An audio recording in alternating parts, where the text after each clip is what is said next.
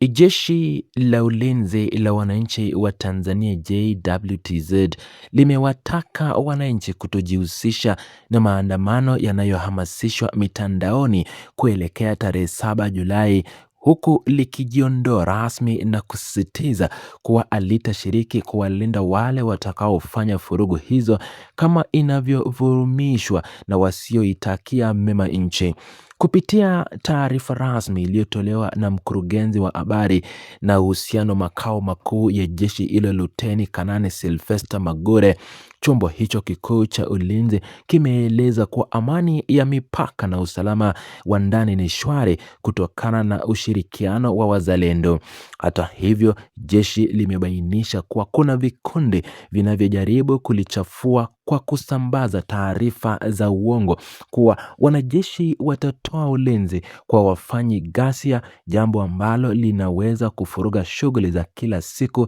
za ujenzi wa taifa na kuharibu uchumi kwa ujumla. Chombo hiki cha kijeshi kimesisitiza kuwa hakitasita kuchukua hatua stahiki dhidi ya washiriki wote wa ghasia kwa mujibu ya ibara ya 147 sehemu ya pili ya Katiba ya Jamhuri ya Muungano wa Tanzania ya mwaka 1977 inayoruhusu kusaidia mamlaka ya kiraia kurejesha utulivu pale kunapotokea uvunjivu mkubwa wa sheria kupitia kifungu cha 22 cha Sheria za Ulinzi wa Taifa sura ya 192. Katika tamko hili unadhihirisha jinsi usalama wa taifa unavyopewa kipaumbele cha kwanza na vyombo vya dola ili kuizuia madhara makubwa ya kijamii na kiuchumi yanayoweza kusababishwa na migogoro ya ndani ya kisiasa. Jeshi la Wananchi linapoweka msimamo wa kutojihusisha na harakati za kisiasa linarudisha imani kwa wananchi kuhusu weledi wake wa kulinda mipaka na katiba ya nchi badala ya kuegemea upande wowote wa kiitikadi.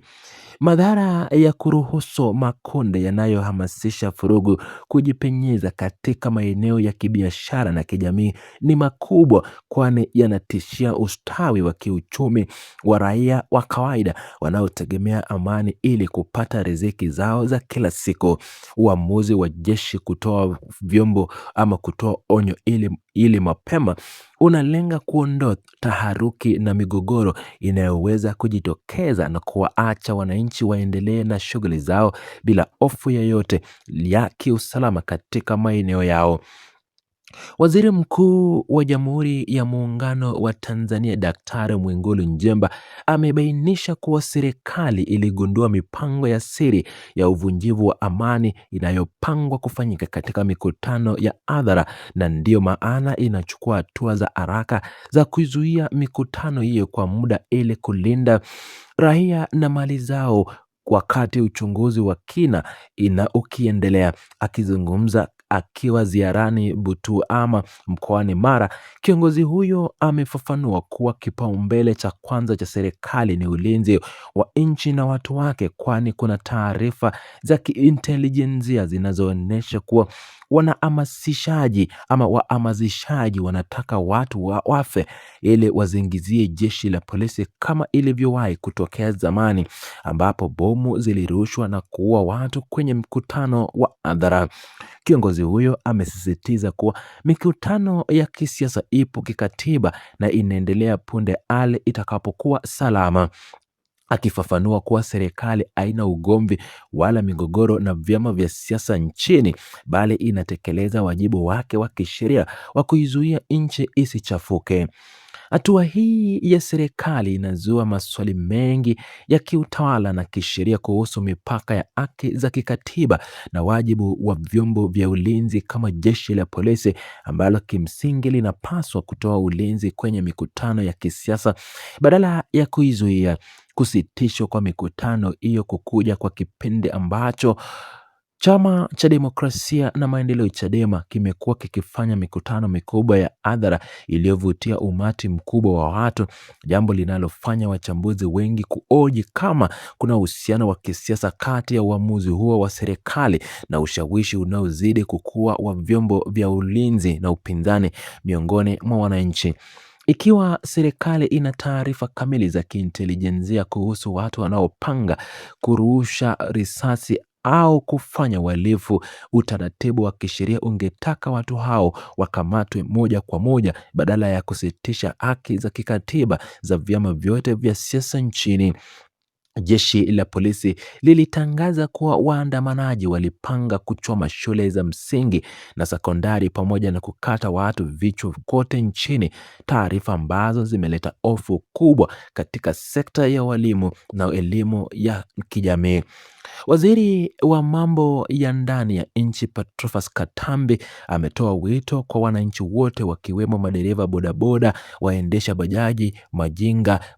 mama lishe na baba lishe kuendelea na shughuli zao za kibiashara kama kawaida ifikapo tarehe 7 Julai mwaka wa 2026, kwani serikali imejipanga vizuri kuhakikisha usalama wao na mali zao unakuwepo wakati wowote.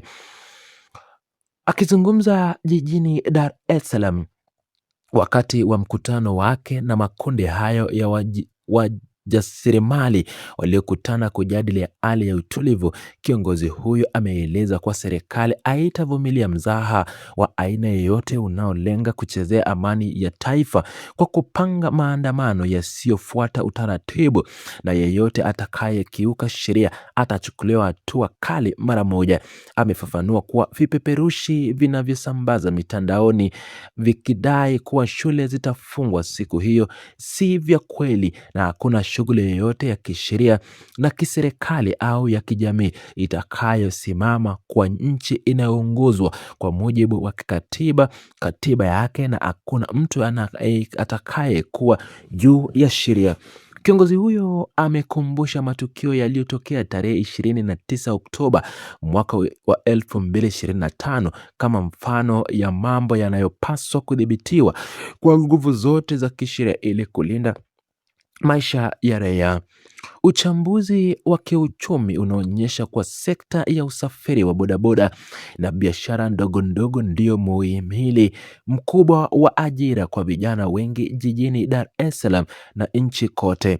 Hivyo furugu zozote zinaweza kusababisha mdororo mkubwa wa kiuchumi na kuongeza umaskini. Naibu waziri wa mambo ya ndani nchini Ayub Mohamed Mahamudi amewasihi madereva hao kuwa mabalozi wa amani na kuepuka kutumika katika migogoro ya kisiasa, kwani sekta hiyo inajumuisha watu wanaotafuta riziki halali na haitakiwi kuhusishwa na uhalifu. Makamu mwenyekiti wa Majinga Taifa Stephen Lusinde amethibitisha kuwa wajasiriamali hawapo tayari kushiriki katika maandamano hayo na wanatafuta biashara zao kama kawaida, huku jeshi la polisi likiimarisha ulinzi katika maeneo yote ya mikusanyiko. Ushirikiano huu kati ya serikali na viongozi wa kijamii ni muhimu sana katika kuizuia uhamasishaji mbaya unayoweza kuhatarisha usalama wa raia na miundombinu ya nchi.